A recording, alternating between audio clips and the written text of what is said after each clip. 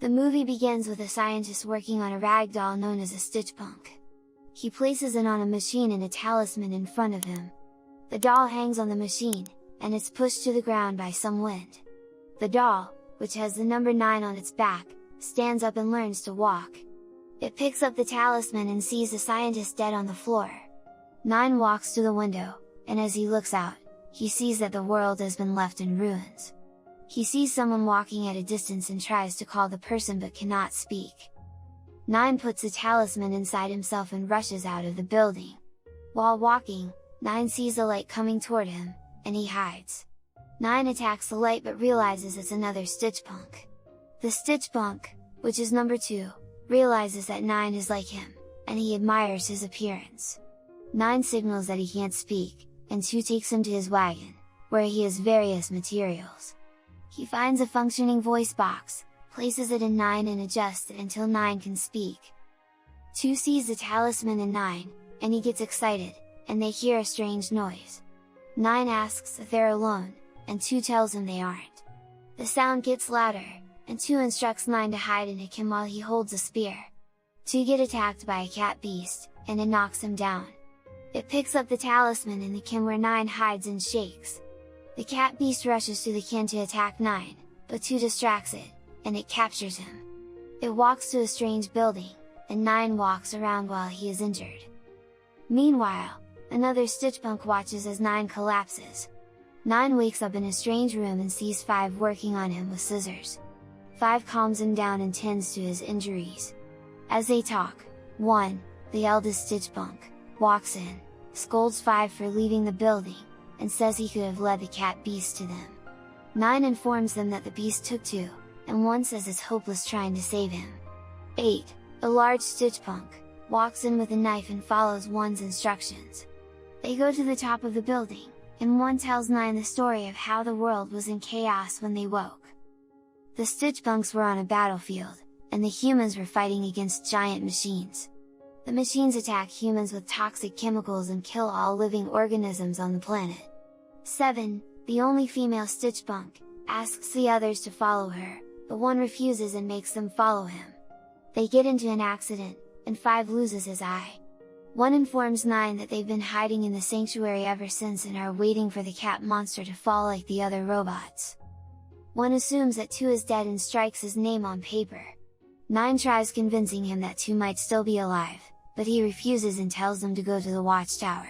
6 sits in the room, and he makes drawings that are similar to the talisman. 5 and 9 arrive at the watchtower, and 5 feels bad because he and 2 are friends. 9 sees the building where 2 is taken and tells them they can save 2. 5 refuses because of 1's instructions, and 9 informs him that 2 would have taken the risk if he were the one who got captured. 9 walks away, and 5 takes the map and joins him. They walk out of the building, and as they walk through a field, the wind blows the map, and they run after it. They arrive at a tunnel and see the cat beast's footprints. 5 takes a light bulb from an old car, and 9 uses it to make a torch. They walk into the tunnel and arrive at an abandoned factory. 5 and 9 enter the factory and find 2 trapped in a cage. 5 wakes him up while 9 sees the cat beast. It attacks them, and 7 arrives and decapitates it. 9 picks up the talisman and sees a strange machine that matches its design. 9 places the talisman in the machine, and it lights up. He pushes 9 away, and the talisman takes 2's soul. The machine reveals the fabrication machine, and 9 and the others run away as it gets up and attacks them. It attempts to take 7's soul but gets distracted by 5 and 9. They eventually escape the factory, and 9 apologizes for activating the fabrication machine. The factory suddenly begins running, and the fabrication machine creates a winged monster. 7 takes 5 and 9 to an abandoned library, and they meet 3 and 4, who are twins. They are unable to speak and communicate by flashing lights at themselves. 7 asks for their help, and the twins flip a book and reveal an image of the machine. They take 9 and the others to a different part of the library, where they show them the story of how a dictator revealed the fabricator machine, which is built to create new machines. The machines turned against the humans and destroyed the Earth. 9 informs the twins about the talisman, but they don't know what it is. He draws the talisman, and 5 informs him that it's similar to 6's drawings. 9 suggests they return to the sanctuary and check 6's drawings, but 7 refuses and leaves. 5 and 9 return to the sanctuary, and while looking through the drawings, 8 apprehends them and takes them to 1. He scolds them and informs them their mission has endangered them.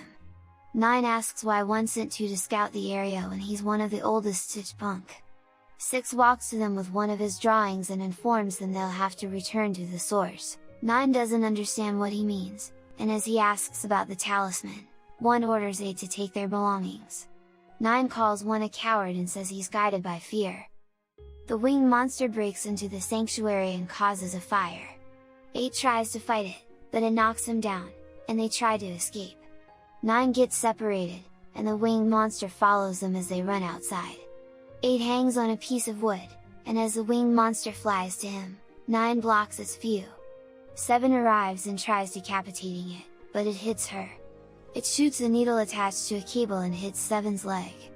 8 cuts the cable, and it gets attached to a propeller. 5 and 6 activate the propellers, and as the winged beast is dragged in, it holds onto 1's cape. 9 tells 1 to take off his cape, and as he removes it, the winged monster falls into the propeller and is destroyed. 9 and the others walk away from the sanctuary as it burns down. They arrive at the abandoned library. A surveillance machine made by the fabricator returns to the factory and gives the fabricator machine the winged monster's head. The fabricator machine gets angry and decides to use 2's body to create a monster. 6 and the others compare a picture of the talisman to his drawing. The twins show them a book where a man uses alchemy to transfer his soul into a doll. 1 walks in and tells them what they're doing is pointless. 9 realizes that 1 knows something about the talisman and refuses to talk. He accuses 1 of sending 2 out to die, and 1 informs him that they have to make sacrifices to survive. 7 gets angry and attacks 1, but 9 intervenes. 7 gets upset and runs out of the building. 1 informs 9 that the path he's on will lead to catastrophe, and he walks away. 8 hears a strange noise outside, and he goes to see what it is. He sees 2's body, and it hypnotizes him by flashing lights in his eye. 1 walks alone, and 2's body moves toward him. He screams as it hypnotizes him and the seamstress monster abducts him. 5 and 9 arrive, and 7 attacks the seamstress. She tries to stab it, but it abducts her and leaves with her and 8. 1 regains consciousness and says they must find a safe place to hide. 9 refuses to remain in hiding, and 1 reminds him of 2's death. 9, 5, 6, and the twins take 2's body and give him a befitting burial.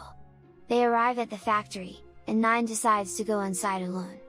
He instructs 5 to destroy the factory if he doesn't return, and he runs inside. 5 wonders how he will destroy the factory, and he gets an idea when he sees a barrel of oil. 9 sneaks into the factory and watches as the fabrication machine takes 8's soul.